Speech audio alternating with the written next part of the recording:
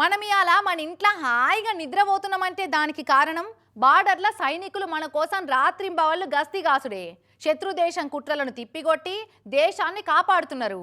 ఇట్లా త్రివిధ దళాలు కంటికి రెప్పేయకుండా దేశాన్ని కడుపులో పెట్టుకొని చూసుకుంటున్నారు. మరి అసోంటి సైనికులకు మనవంతు సాయంగా ఏదన్నా చేయాలి కదా అని ముఖ్యమంత్రి సారు మంచి ఇగురం చేసిండు.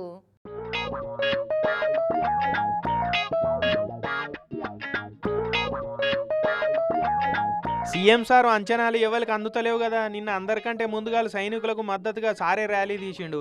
కేంద్ర సర్కారు ఏం చర్యలు తీసుకున్నా వెనకపొంటి మేము ఉంటామని సాఫ్ సీదా చెప్పేస్తున్నాడు. ఇక మా తెరువుకు వస్తే మీరు మ్యాపులు లేకుండా పోతారని పాకిస్తాన్కు వార్నింగ్ కూడా ఇచ్చిండు. ఏదో అట్లా చేసి చేతులు దులుపుకుంటే కాదు, మన కోసం శత్రువులతోటి కొట్లాడుతున్న మన సైనికులకు ఏదన్నా చేయాలన్న తపనతోటి రేవంత్ సారు సైనికులకు సందాలు ఇవ్వాలని డిసైడ్ అయిపోయిండు.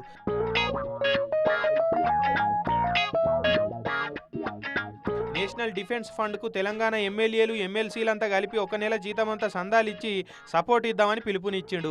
వేరే పార్టీల ఎమ్మెల్యేలు కూడా ఈ కార్యంలో పాలు పంచుకుంటే మంచిగా ఉంటుందని వచ్చిండు. ఇటువంటి పనికి రాజకీయాలు చూడకుండా ఎవరైనా ముంగట పడవచ్చు అని చెప్పిండు.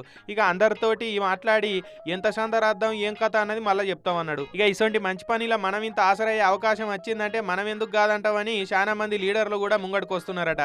అట్లనే సినిమా హీరో విజయ్ దేవరకొండ కూడా అన్న బట్టల షాపు రౌడీ వేరు ఉన్నది కదా, అందులో నుంచి వచ్చిన లాభాలకించి కూడా కొన్ని పైసలు సైన్యానికి సందరాస్తానని చెప్పిండు.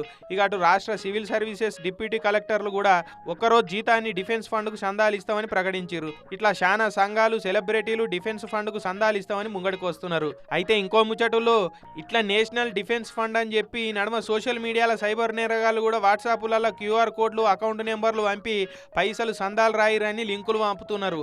అసొంటి ఏం నమ్మకూరి ఏమంటున్నాం.